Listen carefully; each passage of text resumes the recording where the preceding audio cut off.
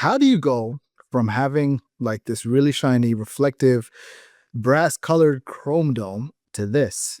No, this was not me putting a polarizing filter on the lens, but rather basically using this product. This is Zero Shine 2.0. This is the bold beauty tip for all my bald brothers out there. Once you go matte, you don't go back. This is the way to do it.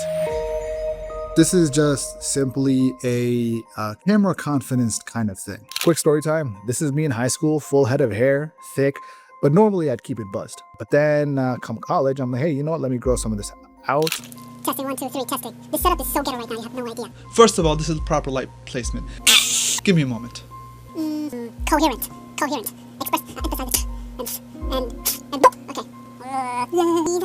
Okay. Talking to myself, talking to a... Whoop. You okay, Mikey? Can't put that on the camera. It's so weird talking to a piece of metal, man. And tapes rolling. That's why I like digital. Digital is beautiful because I can keep the tape rolling as much as possible and make as many mistakes as I want and not waste money. Digital's the way to go, baby.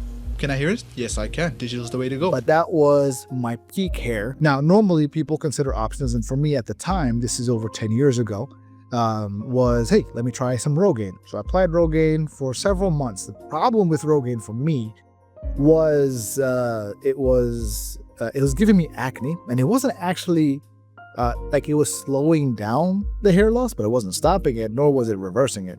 So at that point, I'm like, I'm getting acne, so what's the point? So I just let it go. I figured, you know what?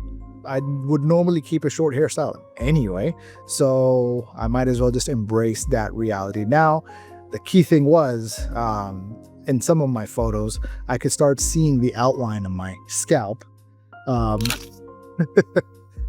some of these photos, I'm like, yeah, I think it's about time I just embrace the fact that this hair is going to go. As my hair got shorter and shorter, from just simply short hair to buzzed to finally no hair, it's that shine that just kept on appearing over and over. And I didn't understand, didn't really mind it because I would wear shoes like these. And I'm like, hey, you know what? Top to bottom, I'm matching. Now, my shoes aren't so shiny, so I figured maybe my head shouldn't be so shiny either. In numerous videos, the thing that annoyed me was if the overhead fan was on, I could clearly see the reflection of the propellers of the ceiling fan circling around in my head, and I found that extremely annoying. There's also that inconsistency with the texture of my face, and I could almost always see like a clear delineation between when my face ended and where my scalp started, and it was indicated by shine. And I guess in most indoor cases it wasn't that noticeable until my kids, they would start looking at themselves on my head, and I was like, all right, yo, enough. More recently I was doing some of these videos in the car. I like having the sunroof open, or at least the shade for it to be pulled back, and so, but then there's just so much glare that's coming off. At least the perception to me is that there's just so much glare coming off that it's almost distracting.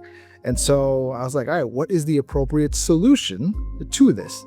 For all my bald brothers out there, if you're not aware, and I'm probably late to this party, but if you're not aware, your skin naturally produces oils. And so just throughout the day, that oil accumulates on the skin, the face, the scalp, and naturally produces a shine.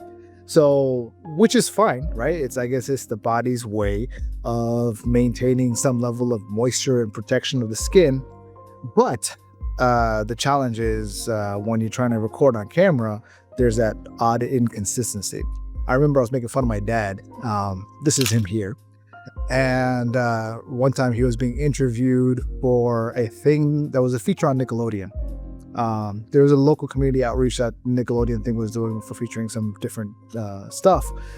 And they interviewed my dad. I was like, all right, cool. So when they're interviewing my dad, now his hairline is receded a little bit like any fine gentleman. And so, but it was reflecting on camera. I remember making fun of him. Joking. He's like, don't you talk to anybody about this. Where they took some matte powder and they applied it to just right where the edge of the hairline is. so that it wouldn't be shining on camera. I didn't understand why they did that, but now I can understand and even appreciate where, when you're on camera, you want to eliminate some of that shine. And in reality, I've been applying this for the last not even week. And I gotta say, once you go matte, you can't go back, right? Now, I'm not really particular about this particular brand. This is literally the first one that came up on Amazon, Zero Shine 2.0. It had good reviews, and so I went ahead and made a purchase. I'm sure there's other options here. I just like the fact that it's neutral and it's similar to my skin tone with relation to what's on my scalp. Although I think technically this is supposed to be neutral, meaning you should be able to apply it to any skin tone, but I just went by the color that was on the packaging. As you can see, like, it reduces the shine, not so much so that it is distracting. In fact, the whole idea is for it to be not distracting. If you want to ensure there's a minimal amount of distraction and the focus is not so much on how shiny your head is or how distracting a certain feature of yours is, or maybe there's a certain feature of yours that you are insecure about, then by all means address it, or simply own it, and that could be a part of you. So this is a quick little tip with relation to camera confidence. Again, I'm not partial or loyal to the brand. I bought this myself. It works. I'll probably keep buying it until it doesn't work anymore, or I find something cheaper. Somebody wants to sponsor some bald man beauty products. You want to send them my way, let me know.